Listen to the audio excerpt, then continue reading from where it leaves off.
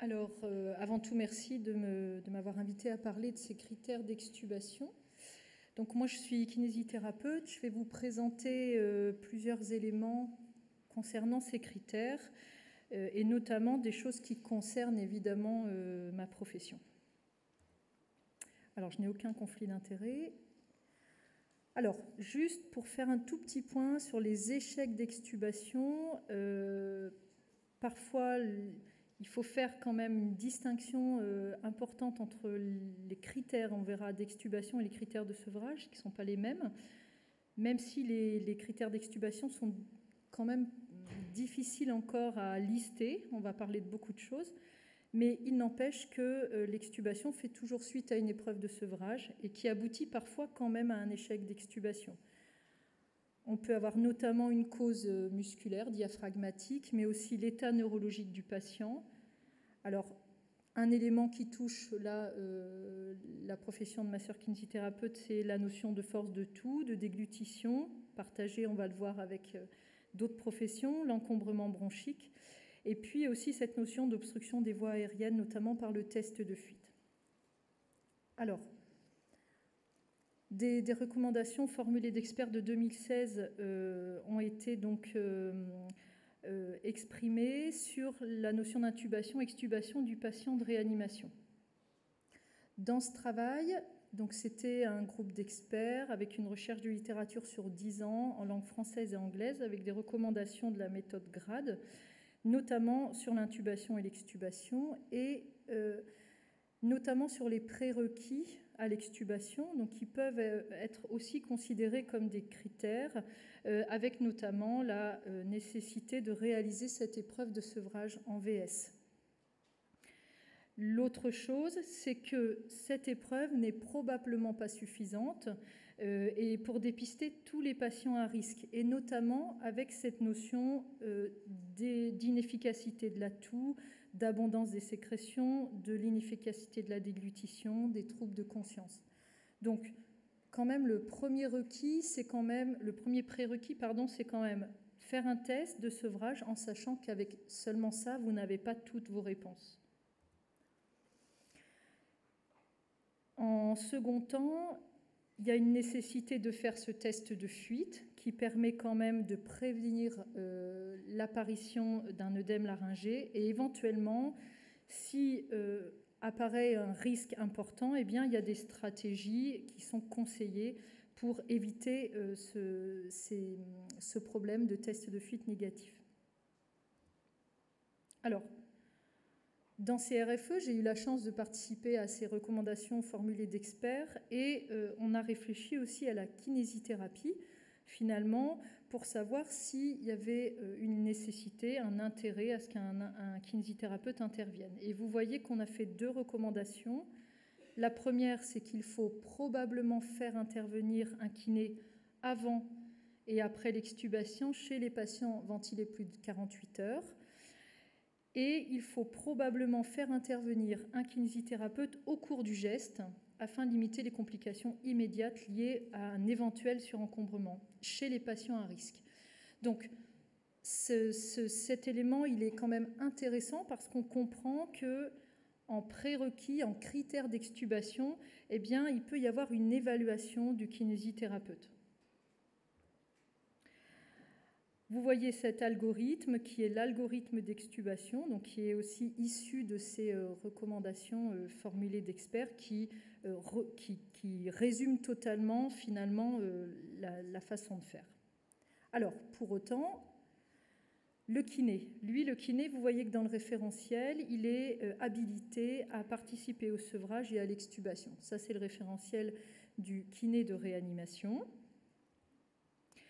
Et vous voyez que finalement, le kinésithérapeute, dans ce processus d'extubation, il peut proposer beaucoup de choses, et notamment une part d'évaluation qui va donc donner des éléments là sur ces critères qu'on peut quand même considérer comme des critères d'extubation. Avec quand même ce premier point qui est que la quantité excessive de sécrétion, l'obstruction des voies aériennes supérieures, eh bien, ça a du sens par rapport à une extubation en échec. Et donc, il il y a quand même quelque chose qui doit probablement être évalué et qui doit être considéré avant l'extubation. Cette étude de mon collègue Arnaud Thiel sur les facteurs de risque d'échec d'extubation en réanimation, et vous voyez que ressortent la toux, inefficace, la défaillance cardiaque, la ventilation supérieure à 7 jours. Ça, c'est l'association de ces 3 critères. Et effectivement, on peut quand même considérer déjà que l'évaluation de ces 3 points peuvent être presque considérés comme des critères d'extubation. Une autre étude intéressante qui, elle, prenait en compte l'état neurologique, la force de toux et la quantité de sécrétion, où on voit que quand on a l'association des 3 critères, eh bien, le risque d'échec d'extubation est extrêmement élevé. Et donc, effectivement, dans ces critères d'extubation, on peut considérer la force de toux, on va en reparler, on peut considérer l'état neurologique, on peut considérer la quantité de sécrétion, mais probablement que c'est l'association des 3 qui a du sens.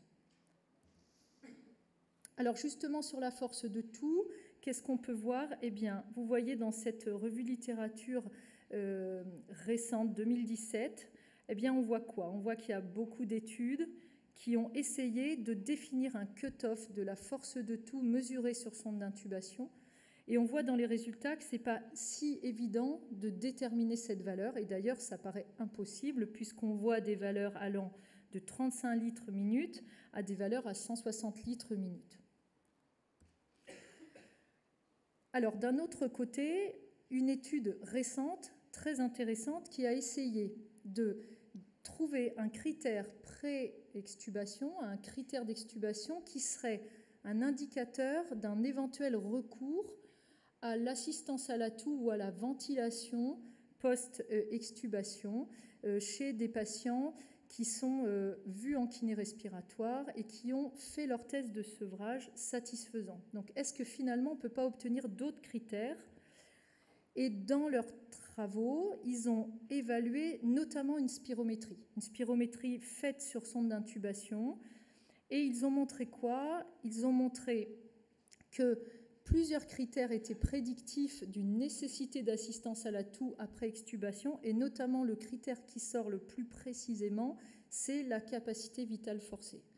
Ça veut dire que Nicolas Terzi, dans son travail, il a évalué beaucoup d'éléments spirométriques, mais probablement que la valeur des capacités vitales forcées, si elle est relativement basse, elle est souvent, et là elle est très fortement corrélée dans leur étude, à la nécessité d'une VNI ou d'une assistance à la toux post-extubation. Ça, c'est quand même probablement un critère d'extubation qui est intéressant. De la même façon, on peut évaluer aussi ce qu'on appelle la PIM, la pression inspiratoire maximale, qui est avec une valeur plutôt seuil, qui est à 30 cm d'eau, où si le patient n'atteint pas cette valeur sur sa sonde d'intubation, l'extubation est relativement à risque. On peut dire plutôt les choses comme ça.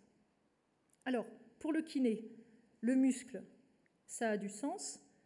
Et effectivement, il y a 2 choses essentielles qui sont éventuellement ce test de ce qu'on appelle l'hand grip test, donc qui est le test de la force réalisée manuellement par le patient intubé ventilé. Et vous voyez qu'entre une valeur à 5 kg qui donne quand même un gros risque d'échec d'extubation et une valeur à 15, eh bien, il y a une différence significative. Donc il y a peut-être là un outil facile à utiliser qui donne une idée de ce qui peut se passer après l'extubation. L'autre test fonctionnel musculaire, évidemment, c'est le MRC, le Medical Research Council, donc qui est maintenant utilisé de façon assez usuelle dans les services de réanimation et qui donne une idée de l'état fonctionnel du patient. Alors, là où c'est intéressant, c'est que, par exemple, on a pu associer une valeur, cette valeur qu'on nomme souvent, là, cette valeur de 48/60, qui détermine la définition de l'acquisition de la neuromyopathie de réanimation. Et vous voyez que là, sur ce schéma, il y a eu une corrélation entre ce MRC et puis la force de toux, puisque c'est finalement ce qui va nous interroger après l'extubation.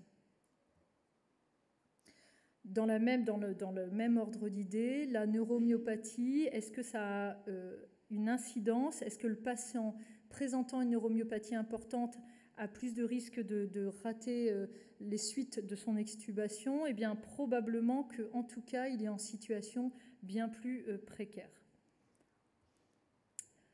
Pour autant, cette étude de 2017 a mis en évidence quand même qu'il fallait faire attention à faire une corrélation directe entre l'atteinte des muscles périphériques, donc le MRC, et l'atteinte diaphragmatique. Et que ce n'est pas forcément corrélé pour une raison qui est que le diaphragme au quotidien va fonctionner, sauf si votre patient est sur un mode totalement assisté. Et le muscle périphérique, eh bien, si le kiné n'est pas forcément là pour de la mobilisation ou s'il n'y a pas de solution automatisée pour mobiliser ou pour faire travailler le patient, eh bien, le muscle peut être atteint très rapidement. Et dans ces cas-là, quand même, sur l'atteinte diaphragmatique, eh bien, nous, en kiné, on a des stratégies, notamment de ce qu'on appelle le renforcement des muscles inspirateurs. Alors, cette étude, très intéressante, pareil, qui date de 2018 et qui a essayé de faire le lien entre l'état fonctionnel et le sevrage. Et finalement, ils ont divisé leurs patients en fonction de leur état fonctionnel. Ils leur ont proposé quelque chose en lien avec leur état fonctionnel, quelque chose de cohérent, c'est-à-dire que le patient qui déambulait, qui était capable de faire quelques pas dans sa chambre, eh bien, sa rééducation, c'était la marche, par exemple.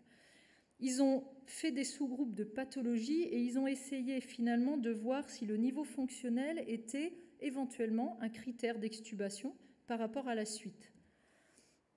Qu'est-ce qu'ils ont montré? Eh bien, ils ont montré que les patients qui sont sur ce qu'ils appellent un niveau 2 fonctionnel, au-delà d'un niveau 2 fonctionnel, c'est-à-dire le patient qui est capable d'aller en actif au fauteuil avec une aide, ce patient-là, la plupart du temps, son extubation est possible. Et probablement, en tout cas, à haut risque de succès.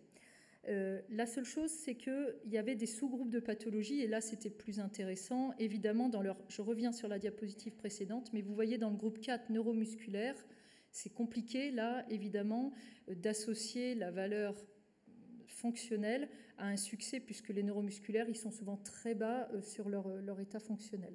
Toujours est-il que tous ces patients qui sont, à partir du moment où le patient est capable, par exemple intubé, ventilé, d'aller au fauteuil en actif avec l'aide d'un kinésithérapeute ou d'une infirmière et une aide-soignante, eh bien ce patient-là, probablement qu'il a plus de chances d'être extubé avec succès.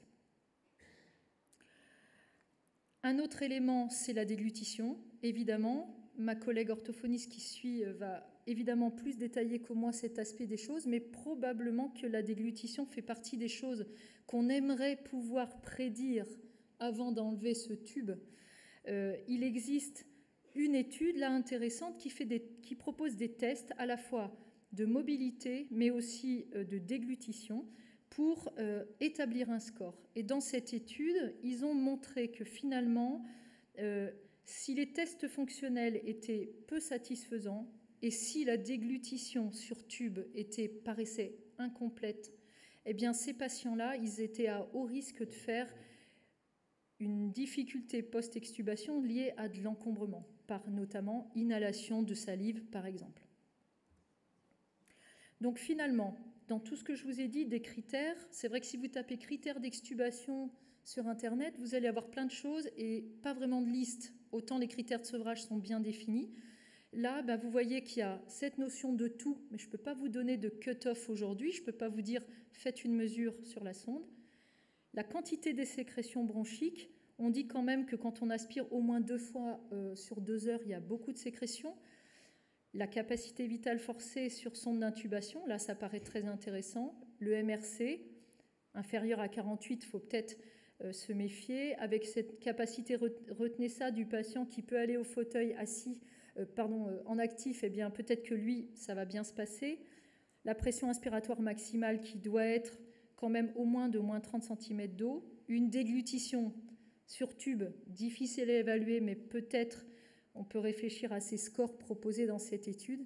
Et enfin, cette association de ces 3 critères, état de conscience, encombrement et force de tout. S'ils sont défaillants tous les 3, là, attention, attention.